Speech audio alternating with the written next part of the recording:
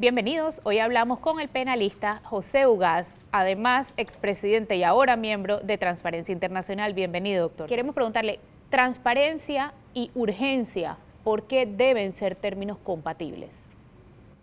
Mire, la historia ha enseñado, no solamente en América Latina, sino en el mundo en general, que en las situaciones de crisis y de emergencia, cuando se tienen que tomar decisiones del gobierno sobre la marcha para paliar de alguna manera los efectos de una grave crisis, ya sea inundaciones, huracanes, terremotos y ahora en este caso de la pandemia, son los corruptos quienes aprovechan la flexibilización en los sistemas legales por la urgencia para tratar de llevarse dinero a sus bolsillos. En época de calamidad, lamentablemente, seres humanos pervertidos utilizan la crisis para robar en mayor magnitud y eso, por supuesto, exige de parte de los gobiernos, de la ciudadanía, de las autoridades autónomas encargadas de la fiscalización, un mayor esfuerzo porque, como usted comprenderá, es muy grave que habiendo víctimas, cientos, miles o millones de víctimas de calamidades,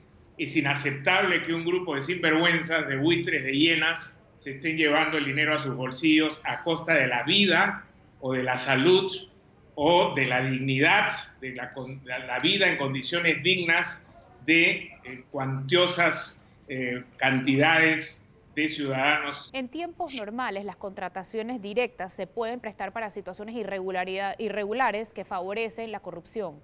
¿Por qué?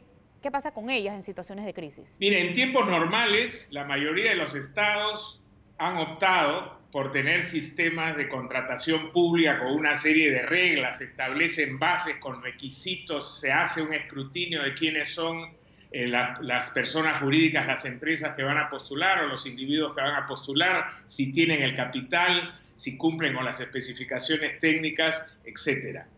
Pese a eso, en condiciones de normalidad, en el sistema de compras públicas de los estados es donde más se roba. Usted comprenderá que en una etapa de urgencia o de emergencia como la que estamos viviendo, donde se exonera de licitación pública, de requisitos legales, la mayoría de las compras de bienes y servicios del Estado, con lógica, porque es necesario atender inmediatamente la urgencia que impone la crisis, muchos aprovechan esa situación para hacer contrataciones a dedo y favorecer a sus amigos o a sus compinches, obtener con precios sobrevaluados, ganancias exorbitantes que luego se reparten entre el mal funcionario, los malos funcionarios y las empresas. Que hace pocos días atrás, los capítulos latinoamericanos de Transparencia Internacional, entre ellos el capítulo de Panamá, han publicado un informe con sugerencias a los gobiernos de los pasos que se deben dar precisamente para evitar que se robe más en época de urgencia. Y ahí se recalca que la transparencia es la herramienta fundamental. El Estado, el gobierno debe poner en línea y a tiempo real la información sobre los contratos que se están entregando, de dónde vienen esos dineros, qué transferencias se está haciendo de una partida a otra, quién es el público destinatario como beneficiario de esos recursos y cuáles son las empresas o los individuos que ganan los contratos. En el caso de las empresas, además, debe publicarse en línea quiénes son los propietarios, los socios, los verdaderos y últimos propietarios de esas empresas para que se pueda hacer un escrutinio y se descarte que haya malos arreglos o enjuagues debajo de la mesa. Doctor, usted escuchó del contrato de municiones, la compra de municiones que iba a hacer el gobierno panameño y que tras el clamor ciudadano fue bajada del Panamá Compra. Bueno, es lamentable que se haya sucedido ese hecho, porque un elemento fundamental también en época de crisis es que la población confíe en sus autoridades. Y actos como este, donde aparece una persona con prontuario que ha estado vinculado a un escándalo penal de corrupción previamente asignado como beneficiario de un contrato de esa magnitud, no le hace bien al sistema. Ha debido haber más cuidado en esa materia. Algo similar entiendo que está ocurriendo con el tema de un hospital que aparece con un costo mucho mayor al que un hospital estándar tendría en circunstancias similares. Entonces, este tipo de situaciones que crean confusión, crean inseguridad y sobre todo pérdida de confianza en las autoridades tienen que ser eliminadas. Y para eso la única forma de prevenir estas circunstancias es poniendo información, toda la información a disposición de la opinión pública y de las autoridades que quieran fiscalizar a efectos de que pueda haber un monitoreo. No se debe temer, el gobierno no debe temer la crítica, siempre y cuando sea fundada, por supuesto, y las sugerencias que puedan venir de la opinión pública o de otras instancias de poder, el Poder Legislativo, por ejemplo, la Contraloría General de la República. En época de urgencia no puede haber un poder unilateral libre de todo control. El control para evitar los robos, el peculado, el saqueo, la sinvergüencería es fundamental.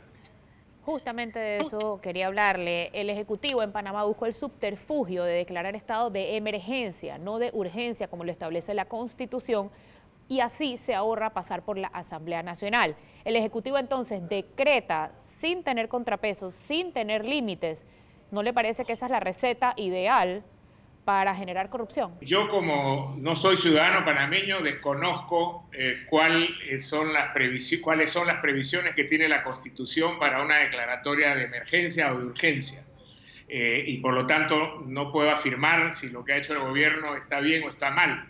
Lo que sí le puedo decir es que en todos los países del mundo, frente a una crisis de esta magnitud, las constituciones prevén la declaratoria de emergencia. Así ha ocurrido en mi país y en todos los países de América Latina. Tiene distintos nombres según el país, pero la declaratoria del estado de emergencia, desde mi punto de vista, no es el problema.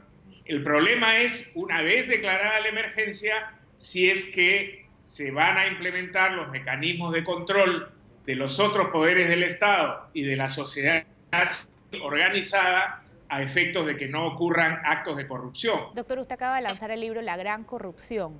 ¿Cómo el abuso de poder impacta en la vida de los más vulnerables y cómo se aplica eso en estos tiempos del coronavirus? La tesis que sostiene mi libro es que la gran corrupción es aquella que es cometida desde el poder, por agentes poderosos, ya sea del sector privado o del sector público, que movilizan grandes cantidades de recursos y que eso tiene un impacto en la población más vulnerable, afectando sus derechos humanos, sus derechos fundamentales. Ahora que estamos viviendo esta pandemia, y estamos viendo las crisis que están sucediéndose en nuestro sistema de salud, la falta de recursos, incluso para las cosas básicas. Si nosotros hacemos un cálculo de los miles de millones de dólares que se han robado históricamente en nuestros países, usted comprenderá los sistemas de salud que pudiéramos haber tenido si esos robos no se hubieran producido en la corrupción. En nuestros países son millones de seres humanos los que viven con una economía al día. Si no salen a trabajar día por día, no tienen que comer. Y esas personas que tienen que estar ahora en cuarentena, porque es la única forma que se ha encontrado para evitar la propagación del virus, necesitan que el Estado les alcance alimentación o dinero para poder proveerse alimentos. ¿Cuánto de lo que se ha robado en nuestros países a través de la gran corrupción hoy día podría estar aliviando esas circunstancias? Por último, doctor, su mensaje al gobierno, a quien usted les habló cuando empezó el gobierno, porque lo trajeron para conversar con ellos acerca de transparencia. Entonces, su mensaje para ellos y su mensaje a la empresa privada. Bueno, yo como un humilde ciudadano peruano y activista en temas anticorrupción, debo decir que fue muy alentador escuchar al presidente de Panamá, la oportunidad que fui invitado a ese hablarle a sus altos funcionarios y exigirles una conducta de probidad y de integridad en el ejercicio del poder. Este es el momento en el que se tiene que probar esa honestidad y esa probidad, porque en las crisis se conoce a los buenos y malos funcionarios. Y yo le invocaría al presidente que mano dura, que sea absolutamente intolerante con los actos de corrupción que se puedan suceder o intentar ocurrir en esta crisis, porque el robo en época de emergencia es doblemente grave. Al sector privado creo que hay que invocarlo también a la solidaridad, que es uno de los puntos en los que debería estar fundada nuestra sociedad. Estamos viendo, por lo menos en el caso de mi país y de otros, cómo empresas importantes están haciendo donaciones, están dejando de producir lo que normalmente producían para empezar a producir elementos que sirvan a contener la pandemia, están movilizando recursos y ayudando a las campañas de concientización para un mejor resultado. Doctor, muchísimas gracias. Gracias a usted.